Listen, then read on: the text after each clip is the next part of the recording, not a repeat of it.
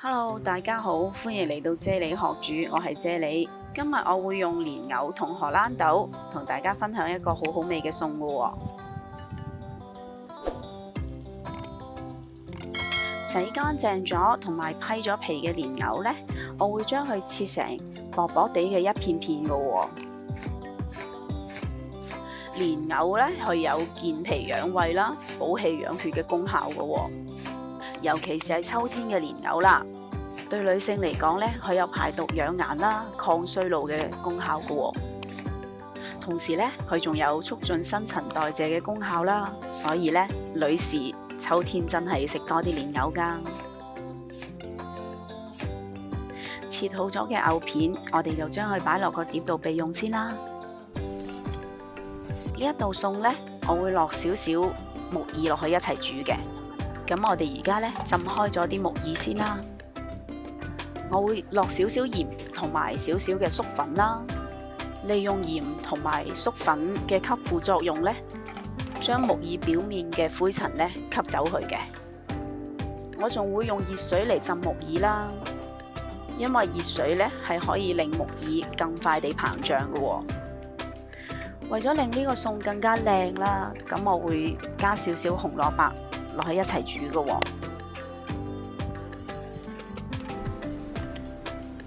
而家呢，我哋就將荷蘭豆嘅絲啦搣走咗佢先嘅喎。佢兩邊都有絲㗎，我哋兩邊都要搣咗佢㗎。咁樣荷蘭豆食起上嚟呢，先至會爽脆同埋冇渣㗎。咁樣口感先至會更好咯。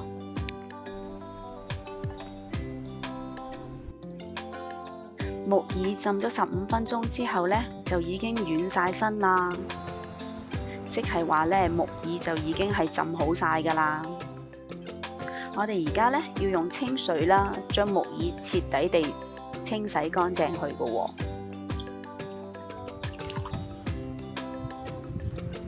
木耳後邊呢，仲有一粒細細粒嘅靛啦，我哋要將佢搣走咗佢㗎喎。因為咧呢個靛咧係會黐住一啲嘅木碎喺度㗎，咁我哋搣走咗個靛咧，食嘅時候先至唔會食到啲木碎咯。跟住咧，我會將啲木耳搣成細細塊啦，咁樣我哋食起上嚟咧就會方便啲㗎咯喎。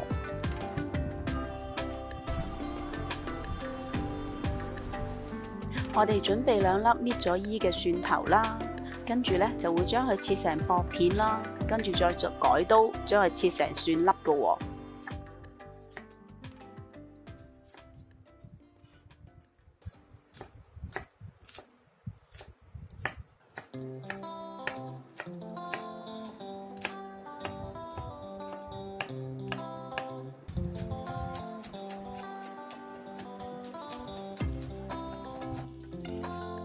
我哋將啲蒜粒咧擺埋一邊備用先啦。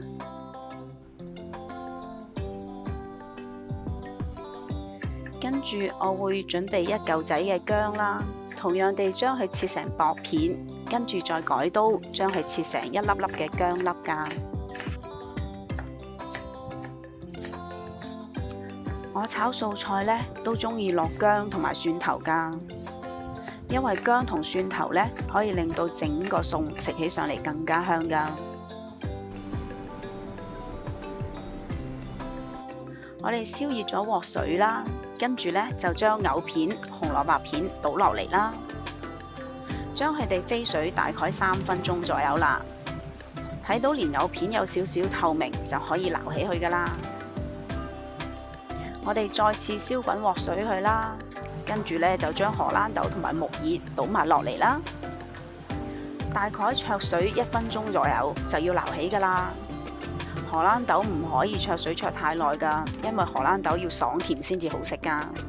我哋燒熱咗隻鑊，跟住倒少少油落去，跟住咧就將啲薑蒜粒倒埋落嚟，我哋將佢爆香咗佢先。睇到薑蒜粒爆到變咗金黃色嘅時候呢，我哋就可以將藕片、紅蘿蔔片倒埋落嚟㗎啦。我哋大火快炒，大概3分鐘左右啦。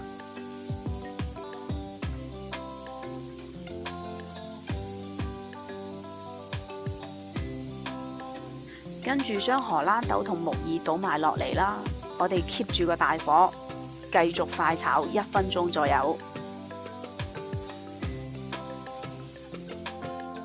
我哋而家開始調味啦，咁我會落少少嘅鹽啦，少少嘅糖啦，同埋2羹雞湯添嘅。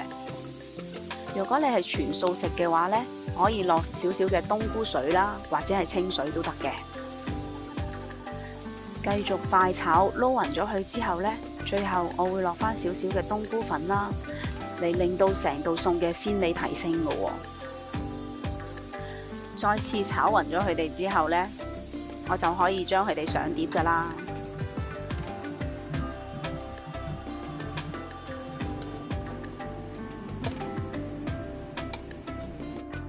而家我嚟試下味先，同大家分享下啲味道啊！呢一道餸食起上嚟呢，係非常咁清爽嘅喎，好爽口啦，味道呢就好清新啦。蓮藕同荷蘭豆呢係2種唔同嘅爽甜嚟㗎，但係佢哋2個加埋一齊嘅味道呢，真係仲好食過肉㗎喎。若果你係減緊肥或者係食緊健康餐嘅，不妨試下炒呢個餸啦。如果你都中意呢一個餸，請你俾個 like 我啊，同埋記得訂閱我嘅 channel 啊。最緊要記得撳埋隔離個鐘仔啊！